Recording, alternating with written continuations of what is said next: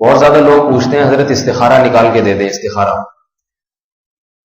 اس بارے میں یاد رکھیے یہ جو آج کل استخارے جس طرح سے نکالے جا رہے ہیں ان کا قرآن حدیث میں کوئی بھی ثبوت نہیں ہے. استخارہ کوئی ایسی چیز نہیں ہے کہ نکل کے آئے کچھ سامنے.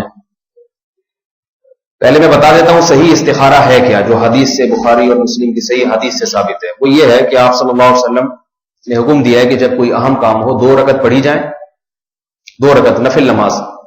اس کے بعد انسان وہ استخارہ کی دعا مانگے, اللہم انی, پہلے اللہ کی حمد و ثنا کے بعد پیغمبر پر درود کے بعد وہ ایک دعا مانگے.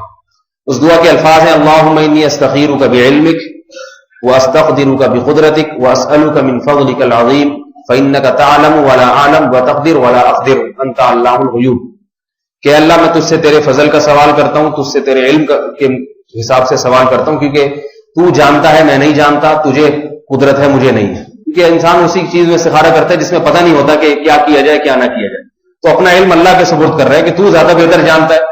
آگے اللہ کی اس طرح سے حمد و ثنا کے بعد الفاظ کیا ہیں, اللہم ان کنت تعلم, اے اللہ اگر تیرے علم میں یہ بات ہے, ان ھذا الامر خیر لی, یہ والا کام میرے لیے بہتر ہے. یہ والے کام میں انسان وہ تصور کرے, جیسے کوئی کاروبار کرنا چاہ رہا ہے تو سمجھ میں نہیں آ رہا, تو یا اللہ یہ والا کام یعنی یہ کاروبار میرے لیے کرنا بہتر ہے یا نہیں. خیر لی, تیرے علم میں اگر میرے لیے بہتر ہے, فقدرہ لی ویسرہ لی, تو اس کو میرے مقدر کر دے. کیا مطلب یہ کروا دے اور میرے لیے اس کو آسان بھی کر دے.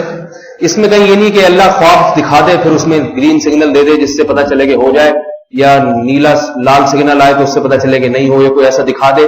دکھانے دکھانے کا کچھ نہیں ہے, بتانے کا بھی نہیں ہے. اے اللہ تو یہ کام کروا دے مجھ سے, میں چاہوں نہ چاہوں ہو جائے بس. سمجھ رہے بات کو.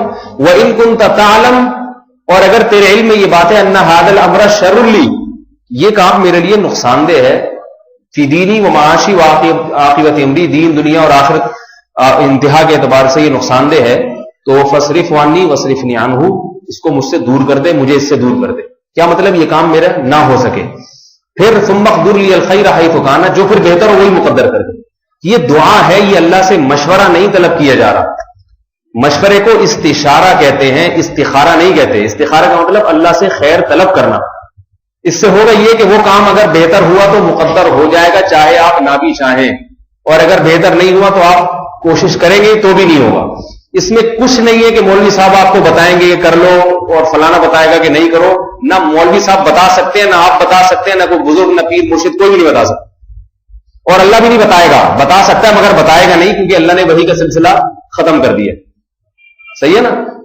تو اس کا اب کوئی سیٹ اپ نہیں ہے جس سے آپ کو یہ علم غیب ہو جائے کہ یہ ہونا چاہیے کہ نہیں ہونا چاہیے. آج 2 نمبر مولوی بیٹھے ہوئے استخارہ نکال کے بتا دیتے ہیں آپ کر لو, میری طرف سے اوکے, شادی کر لو, سیٹنگ صحیح رہے گی آپ کی, ٹھیک ہے نا. خواب میں آئے. میرے پاس ایک نوجوان یہیں بیٹھا ہوا ہے, ابھی اس کے ماشاءاللہ 1 یا 2 بچے بھی ہو گئے.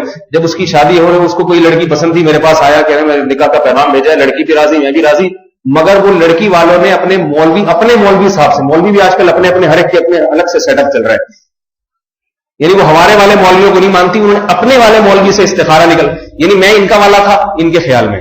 صحیح ہے نا. تو انہوں نے کہا کہ وہ لڑکی نے اپنے والے مولوی سے, ان کے ابا نے پتہ کروایا, لڑکی کے ابا نے, انہوں نے بتایا کہ استخارے میں یہ نکلا ہے کہ یہ لڑکا مناسب نہیں. تو میرے پاس ہے حضرت, میں تو بڑا پریشان ہوں, یہ کیا کروں. میں نے کہا بول دو, ہمارے والے نے بتایا کہ عین مناسب ہے, بالکل 100%, بالکل ایگزیکٹ. اب سوال پیدا ہوتا ہے ہمارے والے نے کیسے بتا دیا ان کو. میں نے تو نہ استخارہ کیا, میں نے حدیث کی روشنی میں بتایا. اللہ کے نبی نے فرمایا, صحیح حدیث ہے, لن ترى للمتحابین مثل النکاح, 2 محبت کرنے والوں میں نکاح سے بہتر کوئی بھی چیز نہیں. جب محبت ہو تو اللہ کے نبی ترغیب دے رہے ہیں ان کی شادی کرا دو, ان کو ذلیل اور خواروں کی طرح زندگی گزارنے کا حکم نہ دو. ہاں کوئی فساد ہو تو ایک الگ بات ہے. تو یہ اللہ کے نبی نے پھر استخارے کی اجازت ہی نہیں دی ہے. کرو نکاح, جب ہے پسند ہے تو, پسندی کی تو شادی تو ہونی چاہیے, اور کہاں ہو. پسندی نہ آئے تو پھر شادی, وہ تو پھر عجیب سا حساب ہو جائے گا. ایک صاحب مجھے کہنے لگے محبت کی شادی ناکام. میں نے کہا پھر نفرت کی کامیاب ہوتی ہوگی.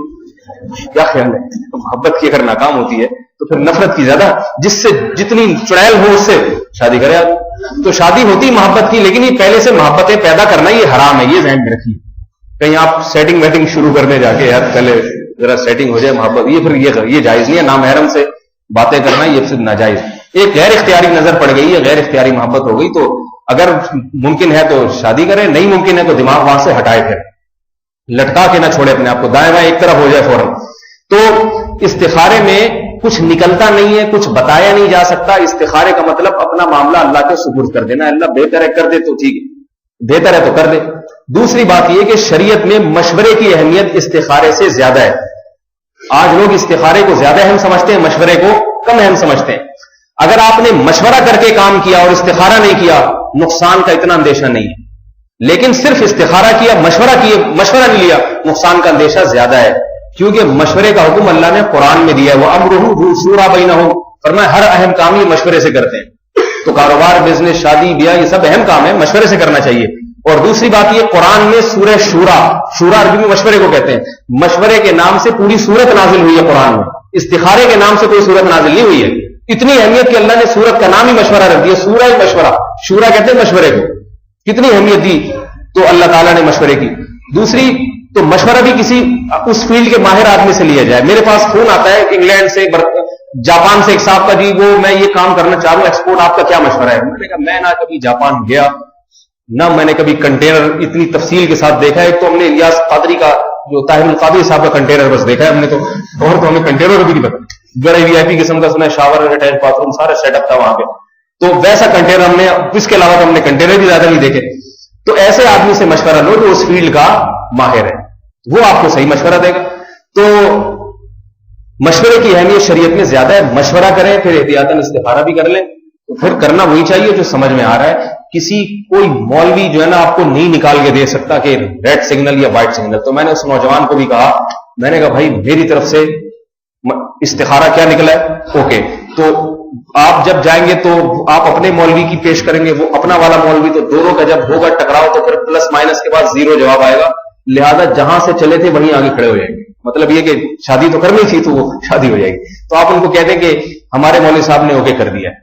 تو پھر وہ مولویوں کا آپس میں بڑھنا وہ ہمارا کام ہے، صحیح ہے نا. اپنے مولوی صاحب سے فون کرا دیں، ہم ان کو سیٹنگ پہ لے آئیں گے، کنٹرول پینل پہ جا کے.